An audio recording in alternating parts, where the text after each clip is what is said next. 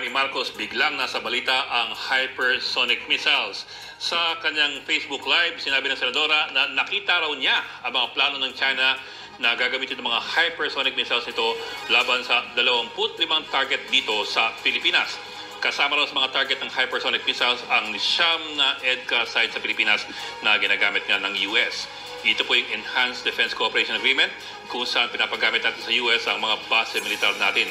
Ang daming tanong na lumitaw dahil sa Facebook Live na yan. Una, paano naman nasilip ng senadora ang detalyadong war plans daw ng China na parang kakalat-kalat lang? At pangalawa, ano ba itong hypersonic missiles at bakit parang sobra ang kaba ng senadora? Meron pong tatlong klase ng missiles at rockets depende po sa kanilang bilis. Ang subsonic o yung mga missile na mas mabagal pa sa speed of sound na 1.6 km per second. Yan po halimbawa yung mga homemade rockets ng Hamas na madali pang ma-intercept ng Iron Dome defense systems ng Israel. Narin naman ang mga supersonic missiles gaya po ng mga air-to-air missiles na mas mabilis sa speed of sound. Ang hypersonic missile naman maring umabot ng 5 hanggang 25 times the speed of sound. Labis po ang kanyang bilis. Pero hindi man po bago ang ganyan kabilis na mga missile. Ang mga ICBM, yung Intercontinental Ballistic Missiles na mula pa po noong dekada 50, umaabot na rin ng hypersonic speeds.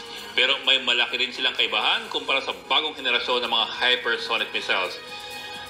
Halimbawa po, ito pong umaargo sa bandang itaas, yan po ay trajectory po ng ICBM. Maaari pong umabot ng altitude na 4,000 kilometers, parang suborbital flight na po yan. Kaya malayo po ang inaabot nito at maaaring tamaan ng mga target sa kabilang bahagi ng mundo.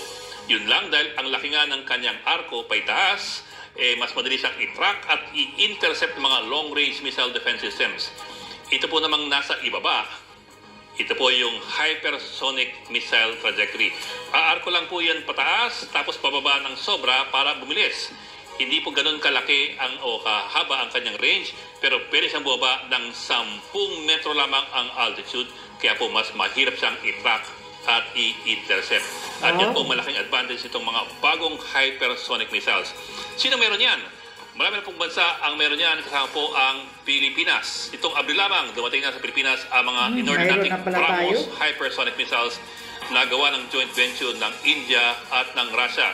3 batteries po ito at ang bawat battery, hindi po baterya, battery, isang grupo ng mga missiles, ay merong 4 na launchers. Sumatotal po, 12 launchers ito ng mga land-based anti-ship missiles para po sa area denial.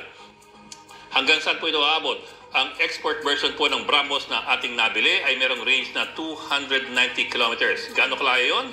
Ito na po, ang pinagtatanong ng Scarborough Shoal nasa kulang-kulang 250 kilometers mula po sa Zambales. So pasok po ang Scarborough sa range ng ating BrahMos missiles. At mukhang meron nga pong dinideploy ng BrahMos missiles sa bandang Zambales at Ilocos. Ayon po sa website na navalnews.com, tinatayo na ang una nating anti-ship missile base sa Naval Station Leobihilido, Gantioque sa Zambales. Paano naman nalaman ng website niya? Kasi kitang-kita raw po ito sa mismong Google Earth. Ano pa man, ang mga BrahMos hypersonic missiles ay nasa mobile missile launchers kaya maaari po silang ilipat-lipat ng lugar.